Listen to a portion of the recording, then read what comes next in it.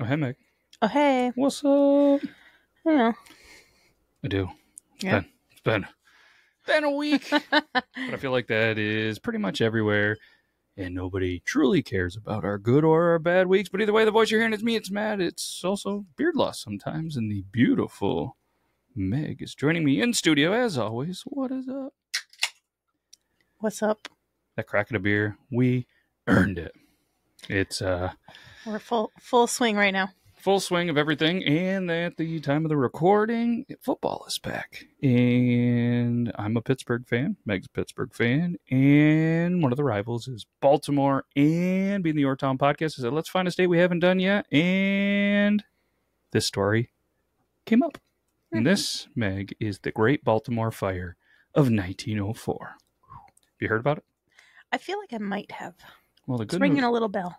you can ring my bell. Well, today we're going to ring all the bells, and we're going to delve into a dramatic chapter in history. This one was pretty catastrophic, and honestly, it's an event that reshaped not only a city, but it changed the way that we, like not me and you, but the industry actually approaches fire safety.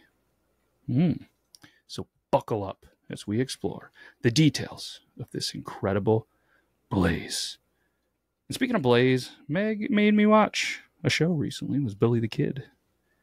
And there was a potential scene that sticks out in my head that had fire. Mhm. So that also jarred this. And I wanted to do a whole thing on Billy the Kid. But I didn't know if we should do it because neither of us really knew what happens. Even though it's already happened. But according to the show, without spoilers, in case you guys want to check it out, we weren't able to, we didn't know what happened. So I was going to write a whole thing up, but I didn't know if we should, Meg, should we?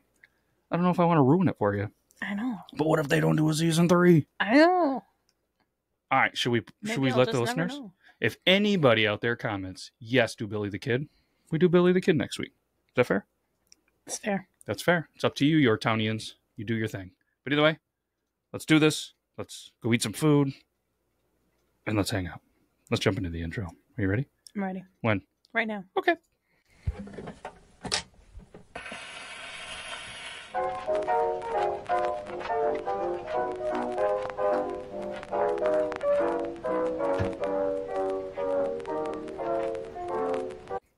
Once it hits the lips, it's so good. That's a great beverage. You know what else is great? This flannel. I got a Vermont flannel on. Go to vermontflannel.com. Use code BEARDLAWS24. All right, you ready? The Great Baltimore Fire. It begins February 7th, 1904, 10:48 a.m. in the heart of downtown Baltimore. The fire, Meg, was believed to have been started by a discarded cigarette or a cigar in the basement of the Hearst building. But because it was 1904, technology and everything isn't the greatest. There was also a report that it sparked by a pile of linseed oil soaked rags, which just ignited spontaneously. Which one do you think?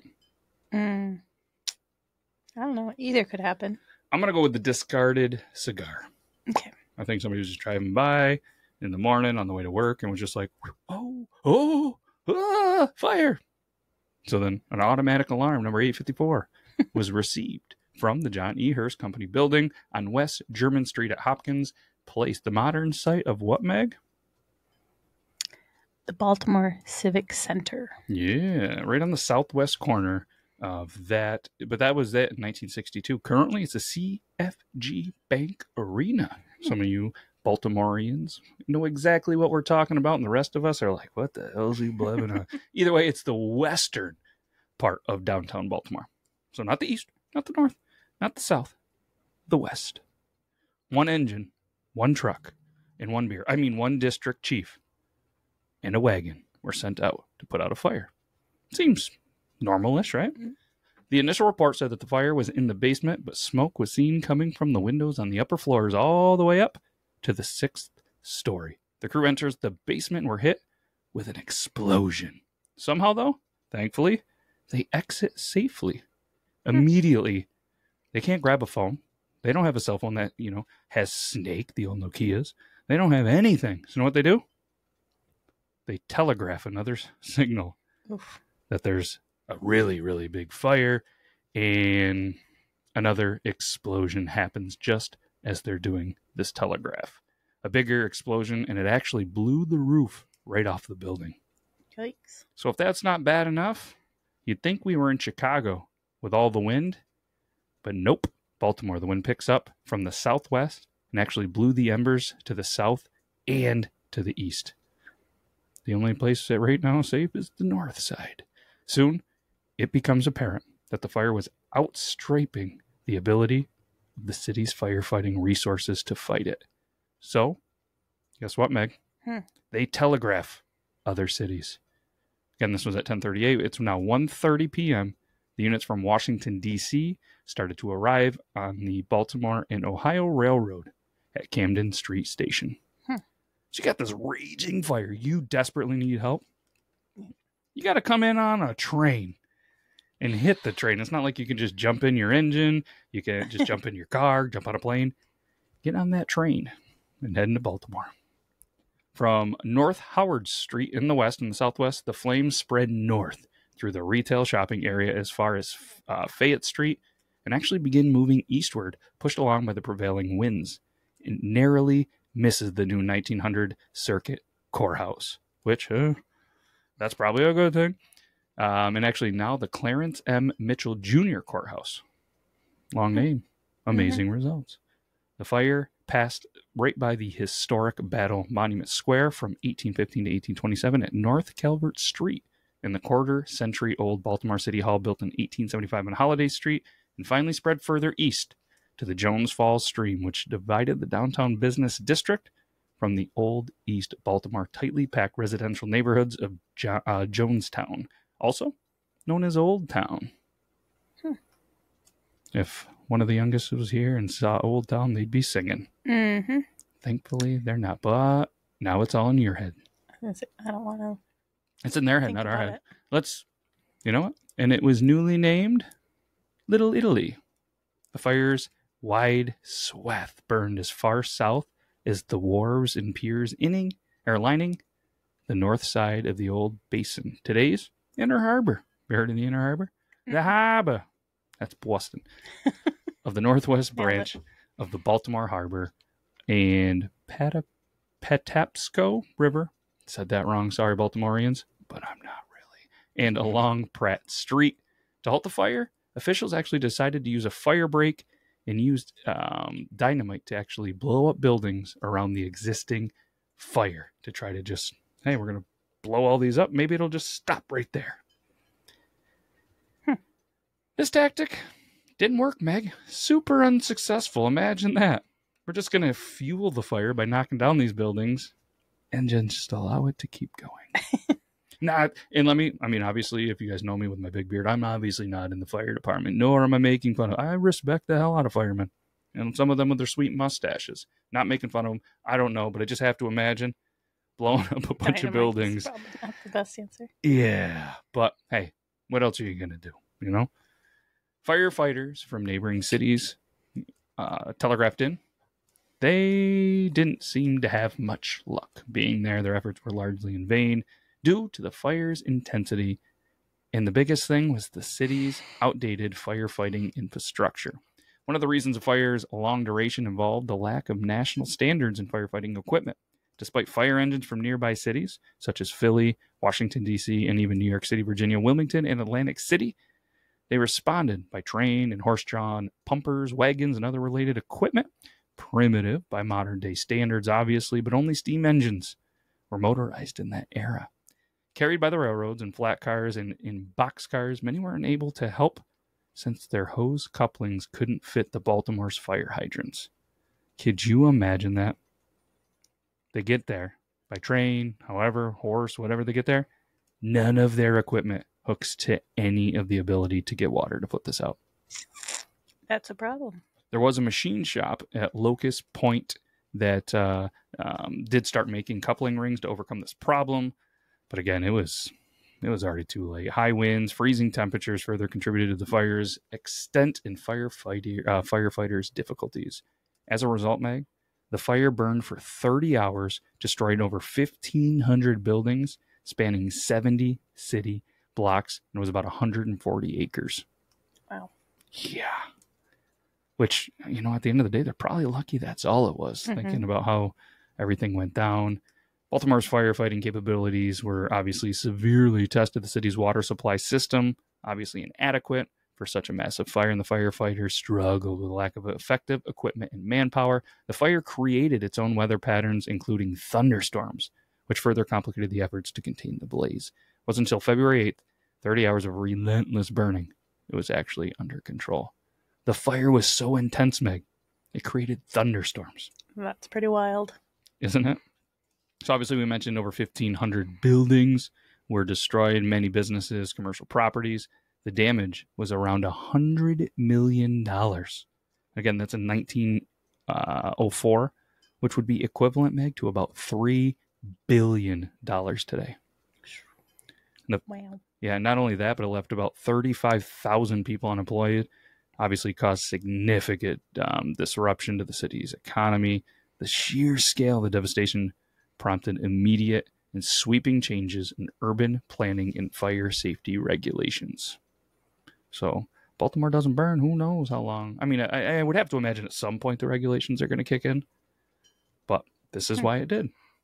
So obviously Baltimore, they were severely criticized for its hydrants. This problem was not uniquely its own. During that era, American cities had more than 600 different sizes and variations of fire hose couplings. Wow. 600 more than that throughout the U.S. Well, that's pretty inconsistent.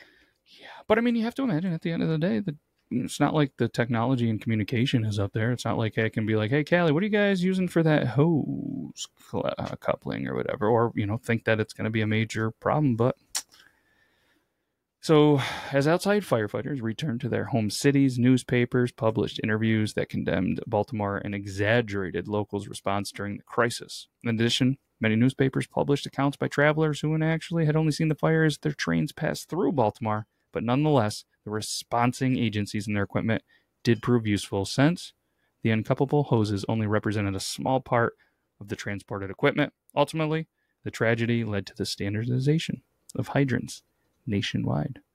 Not only did other people, but obviously Baltimore, they improved its infrastructure, updated its building codes, and did whatever they could to hopefully prevent future disasters. The Great Baltimore... What's that? So a small amount of good came out of it. Small amount of good. Put aside the $3 billion that it caused. Yeah, there's some good for the nation, I guess, on the whole. Yeah. Baltimore's a little place. Big picture. Big picture, yeah. And obviously, there are some legacy and some lessons that were learned through this. And the Great Baltimore Fire left a lasting legacy in terms of both the urban planning and fire safety. And I'm sure anybody that works in any of these worlds are like, yeah, it sure did. This is probably, I would have to imagine, maybe you go through some fireman training. Maybe this is brought up. I don't know. Any firefighters out there, let us know. It demonstrated this incident, the need for modern firefighting equipment and better building regulations. The event also highlighted the importance of preparedness and response in managing large-scale disasters.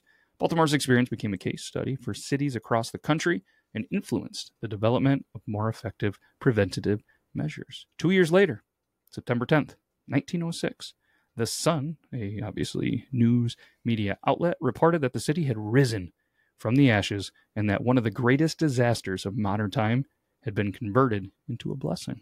And actually, most agreed that the fire directly caused no deaths, which is wild, but there's reports and there's story out there stating that apparently there was a twin set of daughters that were lost in the fire and that somebody had a heart attack. But obviously the reporting, not so good in that area and was not confirmed. And I referenced several different sites to try to find death records or anything from it.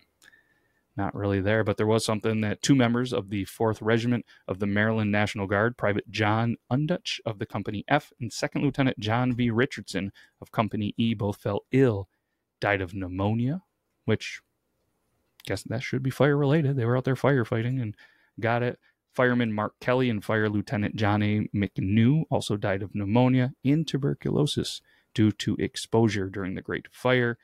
Martin Mullen, the proprietor of Mullen's Hotel on the northwest corner of the West Baltimore and North Library Streets above Hopkins Place, a block to the north of the John E. Hearst building where the fire started, also later died, but they're not quite sure.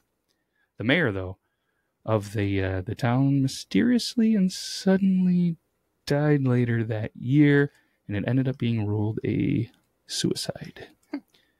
Would have to imagine that was some post-fire stress. But it is considered historically not the first, not the second, but the third worst fire in an American city, surpassed only by the Great Chicago Fire of 1871 and the San Francisco earthquake and fire of 1906. If anybody wants us to talk about either of those, please let us know in the comments. But that pretty much wraps it up. The Great Baltimore Fire of 1904. Hopefully the Baltimore Ravens have a terrible year in football, and it'll be the great firing of old Coach Harbaugh. Maybe not. Hopefully you guys found this story not only fascinating, impactful, educational, as we like to do, but let's give a quick shout out to the sources. Box 414 Association, but abbreviated ASSOC.com, Wikipedia, and History.com for the information. We do have a quote. Would you like to read the quote, Meg? I got this. You got this? To suppose that the spirit of our people will not rise to the occasion is to suppose that our people are not genuine Americans. By Mayor Robert McLean. You did it. And that was obviously the mayor of there who lost his life a year later. There we go. That was good. You like it? Yeah. And we have another one on the map. Guess what, Meg? We are down to 17 states left. Whoa. Isn't that pretty cool? Mm-hmm. All right. Well, that's all I got. You got anything else? All right. Well, hopefully everybody has a good rest of the week, the day, the month, the year. We'll see you next week for another episode of the Your Town Podcast. But before we go, I'm going to break some news on here. This Wednesday, there's going to be something else on the Beard Laws studio that you guys want to check out. I told you a little about it. It's a fictional podcast where I read fictional stories that are either given to me, written by me, or made up by AI. And it's called Tales of the Beard. So if you guys want to, check it out. Would love some feedback. Meg, I'm going to make you listen to one and see if you like it. All right, for real. That's all I got. Gotta go. You good? Mm-hmm. Okay, bye. Okay, bye.